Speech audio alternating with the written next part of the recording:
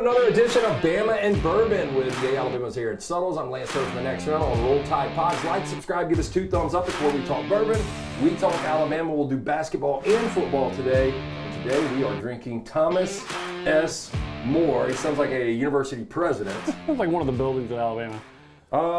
Okay, so skinny bottle is kind of... Don't love it. Yeah, so you've got like the bar that you're building with like custom bourbon ledges, right? Yeah. So I don't have anything specific right now. I've got cabinets in my downstairs kitchen that I keep my bourbon collection in, but the problem is this one's too tall. Yeah. It's a very tall, it's a unique bottle. Once I finish that built-in for my bourbon bar, which the price is astronomical. It's insane. Yeah, I'll ask you off air what you were spending on that, because I'd love to do it, but I got so many damn projects I need to do at the house right now. But once I get it done, we need to do a Bama bourbon there. Oh, yeah. Yeah, be nice. Yeah, we can definitely do that. There we go. Just came That was easy? Yeah. Uh-oh. Well, what the fuck? That's the glue, too. That ain't my ass. I don't know if we're going to be able to get this son of a bitch out. Are you kidding? There we go. Look at that. I don't love the cork in bourbon. Well, obviously they're glues, cheap ass glue. Hey man, I got some. Our country club just got bought out last year, and whoever bought it out, their supplier, our bourbon game's gone next level. Well, we did not have a strong bourbon game. I think before. y'all's club's going next level. I mean, it just seems like, and I was talking about it today, that it didn't seem like there was a lot of traffic on that course, and it seems like there is a lot of traffic now. Yesterday was a beautiful. It was beautiful, and people are getting the bug to get out. They're tired of being in the house. And, it rained all day Friday. Hey, this is gonna be a problem, by the way. I don't know if this thing goes back in. If it doesn't, you and I are just gonna be up here all day, and I don't even know what to think. I don't know what to expect from this bourbon. We're about to find out. I will tell you. It says the Chardonnay cask, so it's not a bourbon. So, with the introduction of Thomas S. More, the Barton 1792 distillery, dove headfirst in the world of wine-finished bourbon. I can smell the wine. Of the 3 wine barrel types, Chardonnay is the type you typically don't see bourbon producers use too often, while Woodford Reserve's Master Collection 2007 release was finished in Chardonnay barrels. Not mainly mainstream releases have used a Chardonnay finishing barrel since. In this case, the result is a bourbon that picks up a large influence from the Chardonnay barrel while still retaining a decidedly whiskey base. This is unique. I have never heard of a Chardonnay. I've heard of this before, and we've had some of the, but it's like most are in like red cask. Like a sherry cask or, Yeah, Chardonnay, that's weird. I'm not a Chardonnay guy. I'm not either. What do you think? It's better than I thought it would be. Okay. And it doesn't... It's very spicy on the nose first it hits you, but it's only 97.9 proof. It says sweet spice, baking spice, light orange, a little butterscotch on the nose. And it finishes better than I thought it would. So that's why I'm like, but I also burnt the roof of my mouth earlier today.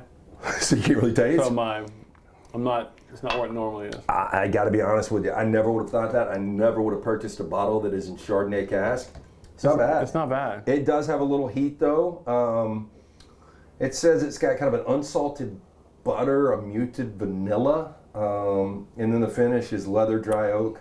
I really don't know if I want a leather finish. So what is this, 97.5 proof? Well, it is lighting me up where I burnt my roof of my mouth. Really? It is just on fire. I see your eyes are kind of watering. Anyway, not bad. That's very janky the way it looks right now because of that damn top, but we move forward. Bama Bourbon always brought to you by the Beverage Place, pink package, both located right off of Highway 280. One-stop shops, liquor, beer, seltzers, wine, sodas, mixers, cigars, ice, even fresh lemons and limes. They open early, they close late. Get in and go see Chan, JJ, the fine folks there. Let's start basketball, and then we'll back our way into football. Alabama was getting smoked. I cannot believe they were able to come back in that game. I know injuries were a problem. Thought we was talking about this earlier on the Next Round. Estrada had the back spasms. Rylan Griffin was out. Big news, Wrightsell was back. He made key shots down the stretch. The biggest shot of the game. But how Alabama won that game is still amazing. Didn't deserve to. Down at, 15 at one point. I was out on the golf course, and I had my buddies in the group text. I'm like, hey, I'm about to tee off. Just keep me up to date.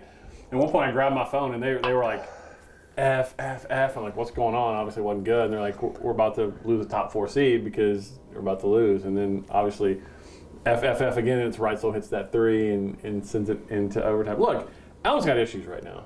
They've had road issues all year long. I didn't think they played great versus Florida in the first half at home when they ended up beating Florida in overtime. They obviously didn't play well versus Arkansas. And it's more obvious than ever that they are missing a rim protector. Like Arkansas got to the rim whenever they wanted to. Whenever they wanted to. That was what was so crazy about Arkansas' shot selection down the stretch. And in that final regulation possession. Oh, what a horrible shot that was. Yeah, why would you not take it to the rack when you've had so much success You've in the been paint? getting there all day. There's nobody to deter you from going there. Like, Alabama's got issues. They're not playing their best basketball right now. But, as you mentioned, getting Reitzel finally healthy will help. But they're just not entering with a ton of confidence going into the SEC tournament. Well, and if they would have lost this game, and obviously they did, and they went in overtime 92-88, but if they would have lost, it would have been 4 or 5 to end the regular season. And I do think they would have slipped to a 5. We'll see what happens in Nashville and if that really matters. Yeah. And I don't think they can rise above a 4. I do think they could end up being a 5. No, they're locked in. No, I'm talking about after. I'm talking about in the NCAA tournament. Yeah. Like I think they're a 4 probably. Yeah, well, like if they were to win, let me take that back because Brown brought this up on the show today. Like the tournament committee says that they really don't.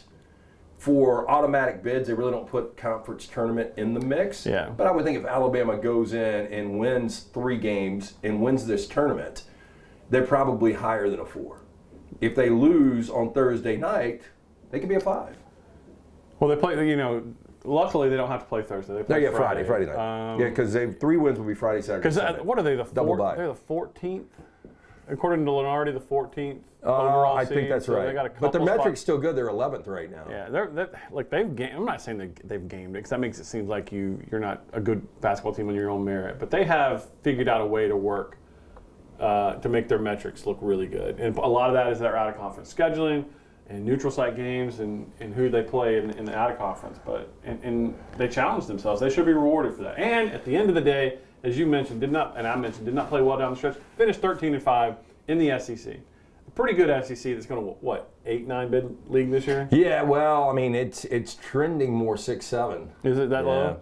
Just because Ole Miss played their way out, Mississippi State is trying to play their way out. We'll see what happens with them. But South Carolina's better than everybody thought they would be. Yeah. So South Carolina and Florida, the back end, are the 5 and 6s that are locked. So those 6 are locked. More than likely, Mississippi State gets in. I think they get in. Texas A&M's trending where if they made a run in Nashville, I wouldn't want to play them. I wouldn't want to play them either. I'll tell you, the team you don't want to play is Kentucky. No, they have peaked. But my point, 13-5 in the SEC this year with a back half of the schedule that was Murderers Row.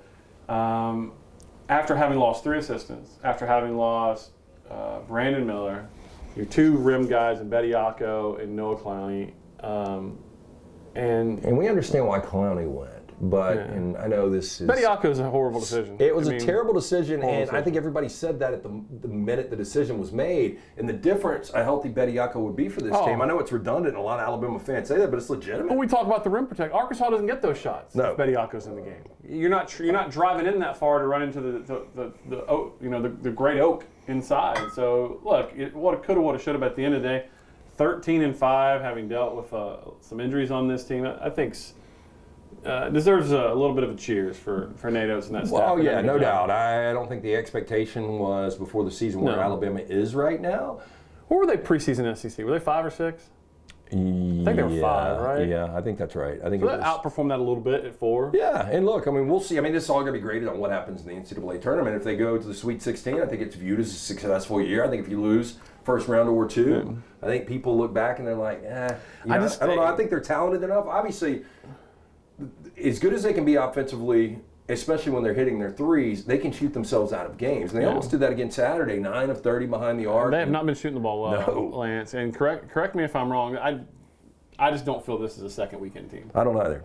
I think they've sort of hit a wall on what they are. I think they're tired, and I think a lot of stuff has caught up with them. I would be surprised if they got in the second weekend. But as you mentioned, you get a good shooting night, a good shooting weekend, they could absolutely make it in the second week. It just doesn't feel like that's where they're and again, this tournament has become so unpredictable and so much fun because there's so much balance. I mean, last year, think about this, Alabama, it's a good chance they're going to be a 4 or 5. There were 2 5 seeds that made a Final Four last year. Yeah. So, I mean, crazier things have happened. We'll see what happens with this Alabama basketball team. Shifting back to football, I know spring practice has been shut down, getting ready for spring break. Any news going out of that before they resume? I think is it March 19th? When they're back? Yeah. Yeah. I think that's right. Yeah. Look, I think the main question that people had with Kalen DeBoer, and you were the first ones you were the first one that you really liked this hire from jump because he's an X's and O's guy. I think that's pretty obvious that you don't win everywhere you've been unless you've been a really good coach. The question was, can he recruit in the Southeastern Conference? He got Ryan Williams back in the fold, flipped Antonio Coleman from Auburn to Alabama, and just today, as we film this on Monday, just landed a 4-star number 1 wide receiver in the state. So recruiting's going pretty well. Yeah, I'm not saying it's Nick Saban level because Nick Saban took it out of the stratosphere. Well, yeah. I mean, but it should. He's not coming down. The hot term out of Auburn was what they're calling him, Husky Harsin. Yeah. He's recruiting way better than Brian Harsin ever. No, and again, I've said this from day one when Brian Harsin was hired as Auburn's coach. Was that 4 years ago, 3 years ago, whatever it was? I was like, Brian Harsin did a B job with an A+ Group 5 job. Because at that point, Boise State was kind of the model for the Group 5s. And now you've got, to me, Kalen DeBoer did an A+ job with a B- program in Washington, and now he's got his best job ever. Yeah.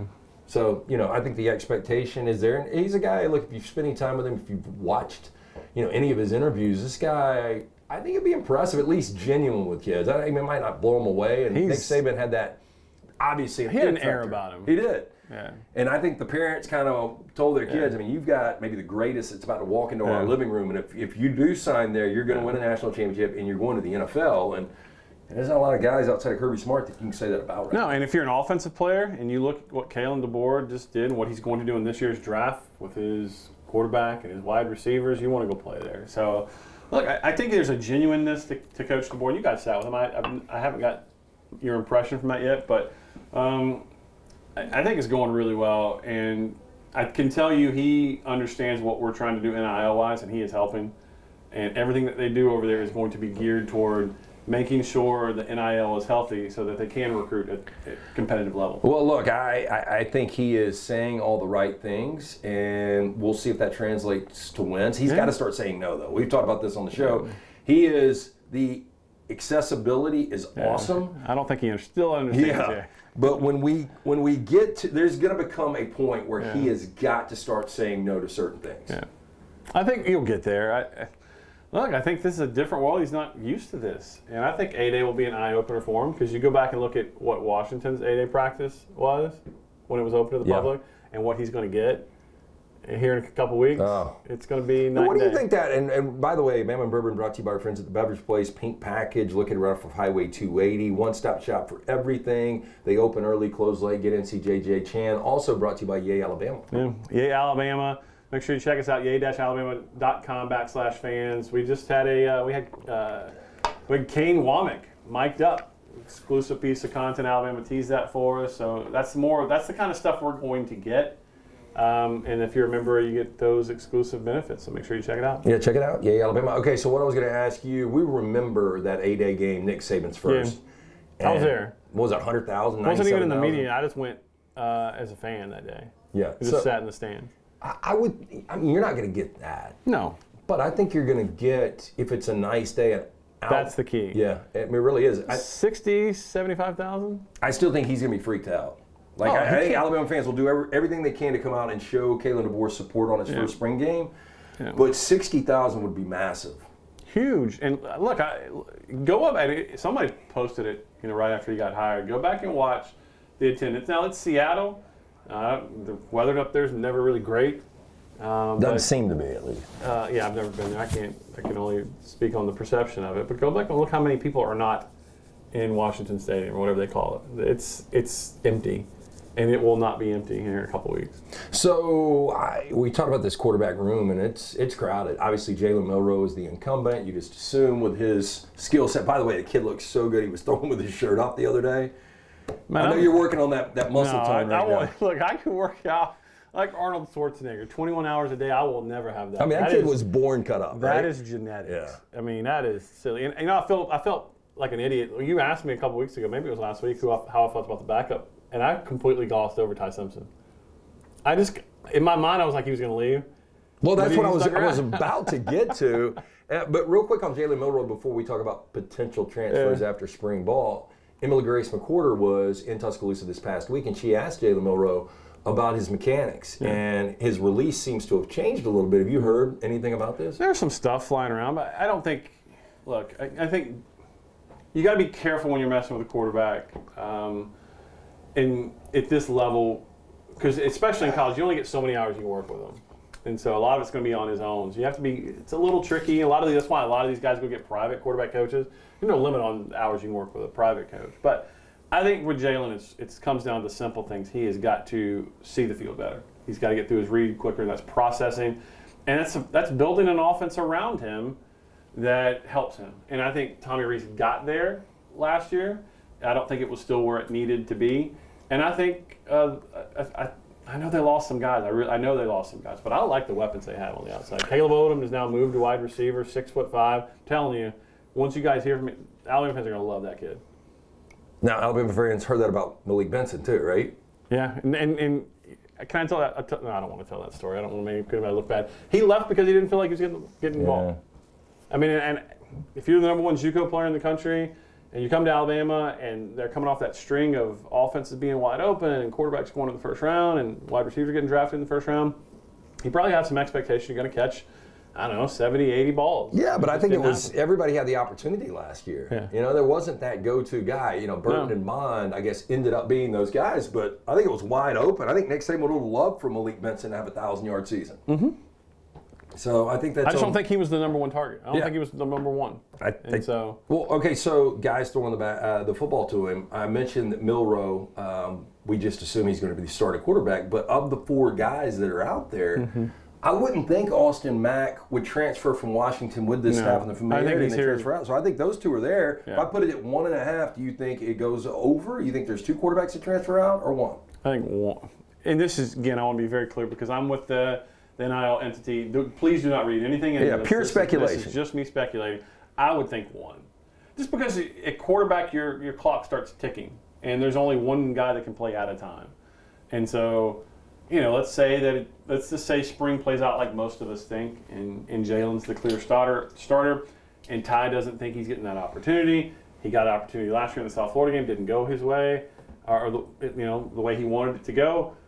And maybe he's like, okay, I've been in Alabama 2 years already. Do I want to spend another 3rd year? Maybe I need to move on. And again, that's just me speculating. It could be any number of guys, but him just using him as an example of how that clock, it keeps moving, man. And if you're not, you don't see an opportunity in front of you, if you're not the guy, then that's why quarterbacks transfer as often as they do. He is Aaron Suttles from Yale, Alabama. Lance Taylor here from the next round. It is on Roll Tide Pods. Like, subscribe. If you've got somebody that you know that likes bourbon, got somebody that you know that likes Alabama football or basketball, this is the show for them. We do it every single week right here on Roll Tide Pods. Again, yay Alabama before we get to the bourbon, before we get out of here. Yeah, yay-alabama.com/fans. Got more content. I mean, I'm telling you that they are upping our game in terms of what they want to give us access to, which will be passed on to you guys and our members, because they understand that Alabama's got to get better at NIL.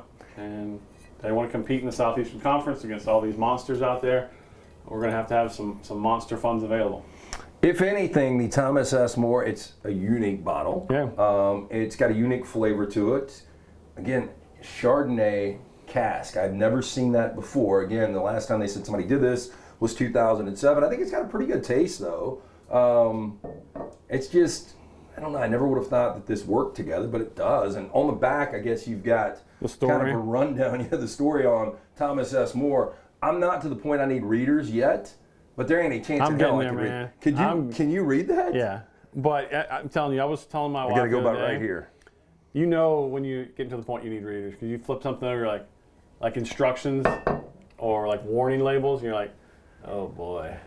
It's getting there. I was talking to one of our great sponsors, Dr. Mark Michelson, pioneer in the LASIK procedure.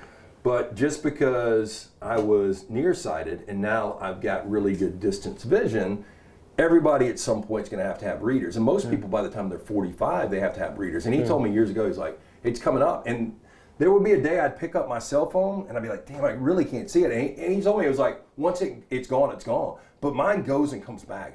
Very weird. Here's where I'm okay with the readers, because they're making some fashionable ones now. Yeah. And it's not too much of a hindrance to your lifestyle. One thing I will not do, and how I will know it's time for me to abandon youth altogether, is if I go to XL type on my iPhone. You've seen those people like the font's like huge on their iPhone. I am not there yet. I'm at regular font still. Now, a couple of guys I work with. But I've seen some people pull up their text Yeah. And like one text. You could read it from 100 feet away. Yeah. Yeah. Not there yet. And no offense to anyone that has to do that, Hey, because you it's can't coming for all control of it. us. It is coming for all of us, but I'm not there yet. Presbyopia, I think is what it's called. The Greek word for aging eye. There's my Latin coming at you today. Or maybe it's Greek, fun. I don't even know. Okay, so we will be back next week. I guess we'll be getting ready for spring practice to resume. We'll know who Alabama is going to be playing in the NCAA tournament. How about that? Will you be going on to the Thursday-Friday game, wherever it is? I might. Depends on where it is. Yeah. Where are first rounds out west? Because I can see Alabama grab a 4 seed on the West Coast. I don't know. Of course, I don't know. I guess they try to pair everything up and they try to make travel a lot simpler now. So I do need to check that out. They solidify 4. I could see them being east or south. I do know Phoenix is the ultimate destination. I would assume if they get to their first ever Final Four. I'd be shocked. You'll be there? Yes. Yeah, I would be shocked. I think we probably, as a company at that point, based on the fact that, a few years ago when we were at WJOX, Dunaway went up to Minneapolis to cover. That's right, Auburn. Well, here's something to be looked for. And I'm not wishing this season away because there's still games to be played. Alabama can still win a championship, both Southeastern Conference and a national. But think about the potential if you get Mark Sears back next year, you get Latrell Wrightsell back next year. You add those 3 long-bodied athletes that are already signed. Yeah, because anybody that's worried about Sears or Wrightsell, they're not going. You don't think so? I don't think they I think Sears can play in the league, and I think Wrightsell. I think they both Wrightsell should is come a back. shooting guard that's 6'3". And I think he really, talking to him. Both those guys need to come back. Latrell has had such a good year. And in terms of him enjoying being at Alabama, playing at a high level Power 5 conference, I think he comes back. I think we can eventually, depending on what Mark Sears is going to be, he can come back. And then you add in 3 McDonald's All-American finalists. This could be a good, really, really good team. I just think with Wrightsell and Sears, those guys I don't think would get drafted in the first, obviously only 2 rounds in the NBA draft. And I just think what they can make NIL-wise would make more sense because both those guys should get paid to come back. Mark Sears just today named a first-team All-SEC player. Okay. See, I didn't see that. I would assume it was Sears. I would say Antonio Reeves, Dalton Connect, Janai Broom. Janai Broom was first team. Austin Connect was the SEC Player of the Year. And their point guard, Tennessee's point guard, was the SEC Defender of the Year. Yeah, Zakai Ziegler. And South Carolina coach was SEC Coach of the Year. Lamont Paris did a great job with him. Got no problem with that. I mean Todd Golden could have gotten it. Would have had no problem with that. Well, we didn't get to talk about it, but how about that brawl in the SEC Championship game yesterday? Is that good for the game, or I don't? Well, maybe for women. I think just because it brings people to the game. I mean, when I was doing prep this morning for the show, I mean the first thing that pops up on ESPN.com is that brawl. Now, I don't know. I mean, maybe it brings some eyeballs there. But South Carolina should have been in the game. If you watch Saturday, where Tennessee basically just let them have a free open look to win the game when they had fouls to give. It's cool to see the women's game. I would pay to watch Caitlin Clark. Yeah, I would. Without question. I would too, but I would rather watch her, and this is kind of a debate, not a debate, we talked about it on the show, her declaring for the WNBA draft, and she'll be the #1 pick, and she's going to make Indiana Fever? Maybe. Is that the worst team? Yeah. But I just think you can maximize and make more coming back for Iowa. Now, there's a debate on that, but I'll think she's already got some huge brand deals. I'm sure, but I think she would have gotten that coming back to Iowa. I would rather watch her play at Iowa than play for some WNBA game or organization. Look, I just think right now you got what LSU did last year, and they got the characters on the team. People love to hate Kim Mulkey. They love to, and she's easy. But that's good. You need villains, and that's what's missing sort of from. She looks mean as hell, doesn't she? Yes, I hate her. I don't know her, and I hate her. You think she spanked her kids? Oh gosh, her son was on one of those LSU baseball teams when she was at Baylor. But look, I think that's what's hurting in the men's game right now. It's we don't have those characters that stick around 3, 4, 5 years. There's not a coach right now that you're people love to hate Coach K. Who do you love to hate right now? Who's out there? And that's you need villains. But you can even play for a really good program and people are transferring out. Caleb Love, played for a national championship a couple of years ago at Carolina. And he's at Arizona. Look, and they might win a national championship this year. Was it Dickinson, or what was his name? Yeah, Hunter Dickinson went from Michigan, which, good call, to Kansas and got paid a lot of money to do it. But I don't think it really matters where you are. And we saw this with Caleb Downs in football, man. I mean, sometimes these guys can make as much as they want wherever they are, but they just want to change the scenery. And now they have the ability to do it. But I think that lack of congruence is hurting the men's game a little bit. I don't disagree, but it's wide open. I mean, I know most people are going to say that'll be fun. Yeah, UConn, Purdue, one of those 2 teams. Tennessee obviously is going to be in the mix. Arizona. Who am I missing on the one line? One of the obvious ones. Arizona, Tennessee. Who gets the last 1 seed? Arizona or Tennessee? Purdue, UConn. I guess it depends on what happens in the tournament. Yeah. Yeah, but who am I missing here? Purdue, UConn. No. Oh my gosh. It's staring We us are in the missing face. like an obvious 1 seed We'll figure it here. out when we go off. I got to do this real quick. One more time, tell us about Yay Alabama and how you can get involved with this collective where you can maybe keep players around. Yeah, that's what we're trying to do. That's what our goal is. Our goal is to be the bridge for college athletics is right now to wherever it's going, and then wherever it's going, we'll adapt. But right now, we want to keep Alabama healthy in all its sports, and to do that, we need help from you guys and NIL supporters. So that's what we're often trying to do. We're trying to give something back, trying to create content that you're not able to get anywhere else. If you missed that, Houston, Kane Womack, the number one right. team. Kane Womack, we had him mic'd up. Alabama cut up a little teaser for us that went out, and we got the whole 4 or 5 minute video, so check that out. Yeah. Again, this is Bama and Bourbon. Roll Tide Pods. Like, subscribe. Special thanks to the Beverage Place Pink Package. Get into one of those 2 locations, one-stop shop for everything you need. Go see Chan and JJ. Tell them the guys from Bama and Bourbon sent you. And special thanks to Thomas S. Moore. I mean, I give it a thumbs up. It's only 97.9, but that is spicy. It is. I think it's a good spice and, nice addition, something unique. You and I both had never seen this, but Never seen it. World of Bourbon now. A lot of different varieties out there. But this is Bama and Bourbon right here on Roll Tide Pods.